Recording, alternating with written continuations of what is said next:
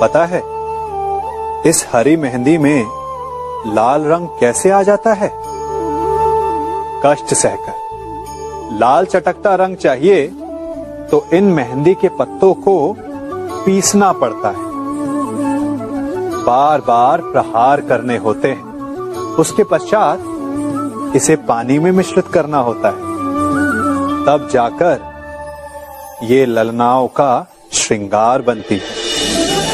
स्वर्ण के साथ भी यही है, जितना तपता है उतना शुद्ध होता है। और नग तो आप सभी को भाते हैं ना। हीरा भी पहले कोयला होता है, धरा के भीतर का ताप सहकर, उसका दबाव सहकर इसके भीतर ये चमक आती है। आप समझ रहे हैं ना मैं क्या कह रहा हूं? जितना आप कठिनाइयों से जूझेंगे, आपका व्यक्तित्व उतना ही निखरेगा। कठिनाइयों की भट्टी में जितना तपेंगे, आपका चरित्र उतना ही निखरेगा। तो अगली बार जब आपके समक्ष कोई समस्या आए तो घबराइए मत, उससे लड़ जाइए, क्योंकि हर समस्या हमें कुछ नया सिखा कर जाती है। एक वृक्ष को काटने के लिए कुल्हाड़ी की लगभग 100 मार लगती है। हाँ, अंतिम प्रहार उसे अवश्य गिरा देता है। तो क्या पहला प्रहार निष्फल हो गया? नहीं, पहले प्रहार ने चिन्ह बनाया और दूसरे प्रहार ने उसे और गहरा कर दिया। और इसी प्रकार हर प्रहार उस वृक्ष के तने को इतना दुर्बल बना देता है कि अंतिम प्रहार वृक्ष को धराशायी कर जाए।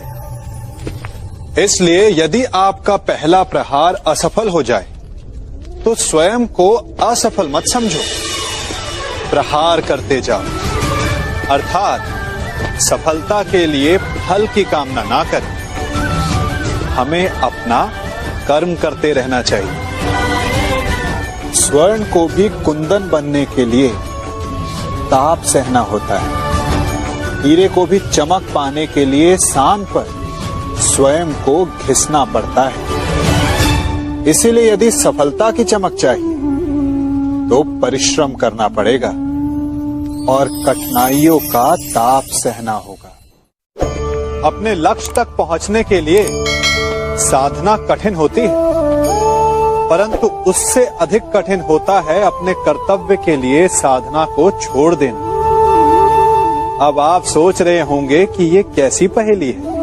हम सब लक्ष्य प्राप्त करने के लिए अपनी सीमा से पार जाकर परिश्रम करते हैं और कभी कभी लक्ष्य सामने होने पर भी हमारे समक्ष विकल्प आ जाता है कि लक्ष्य प्राप्त करें या कर्तव्य निभाएं। और चूंकि मनुष्य कहीं ना कहीं थोड़ा सा निर्बल होता है तो वो कर्तव्य से पलायन कर जाता है। तनिक सोचिए, बिना कर्तव्य के लक्ष्य पाना क्या आपको आनंदित करेगा? नहीं ना, क्योंकि कभी ना कभी लक्ष्य आपकी परीक्षा लेता है कि क्या आप कर्तव्य निभाने में सक्षम हैं या नहीं। लक्ष्य आपको तभी चुनेगा जब आप कर्तव्य को चुनेंगे। मनुष्य का जीवन हार और जीत, विजय और पराजय, सफलता और असफलता के मध्य झूलता रहता है। आपके साथ भी ऐसा होता होगा, है ना? जब आप सफल होते हैं, किसी चुनौती पर विजय पाते हैं, तो मन प्रसन्नता से आनंद के उपवन में झूमने लगता है। और जब आप असफल होते हैं, तब मन दुख और पीड़ा के सागर में डूबने लगता है। परंतु वास्तव में सफलता और असफलता है क्या? तनिक ध्यान से सोचिए, ये केवल हमारी मनोस्थिति मात्र है। हमारी पराजय तब नहीं होती जब हमारा शत्रु विजय प्राप्त कर ले। हमारी पराजय तब होती है जब हम पराजय स्वीकार कर लें। हम असफल तब नहीं होते जब हम लक्ष्य ना पा सके। हम असफल तब होते हैं जब हम प्रयास करना बंद कर दें। इसलिए प्रयास करते रहें और हार ना माने, क्योंकि जिस दिन आप हार स्वीकारना बंद कर देंगे, जीत आपके चरणों में होगी। जब से ये सृष्टि बनी है, नदी की धारा और चट्टान के मध्य सदा संघर्ष रहा है, परंतु हर बार चट्टान की कठोरता को हारना पड़ता है और नदी की धारा कोमल होते हुए भी कठोर चट्टान को काट देती है। कभी सोचा है क्यों?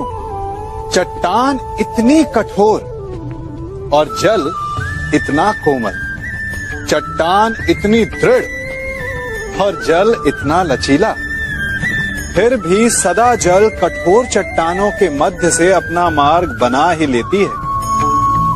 कारण केवल एक है और वो है लगातार चलने की क्षमता। जल बढ़ता रहता है, चट्टान अडिग रहती है। इसी कारण जल चट्टान को काटकर मार्ग बना लेता है। इसलिए लगातार चलते रहिए, रुकिए मत, क्योंकि चट्टान जैसी हर समस्या को आप भी जल की तरह काट सकते। हम सबका मन करता है कि हम जीवन में ऐसे शिखर पर पहुंचे जहां हमसे ऊपर कोई ना हो, जहां हमें कुछ करने की आवश्यकता ना पड़े, है ना? कुछ लोग इस शिखर पर पहुंच भी जाते हैं, परंतु उनका मन सदा विचलित रहता है। इतनी मनोरंजक बात है ना कि जिस विश्राम को पाने के लिए हम इतनी मेहनत करते हैं, इतना परिश्रम करते हैं, वो हमें मिलता ही नहीं। कारण स्वयं सोचिए, वन का राजा होने के पश्चात भी सिंह को अखेट के लिए परिश्रम क्यों करना पड़ता है? सोचिए।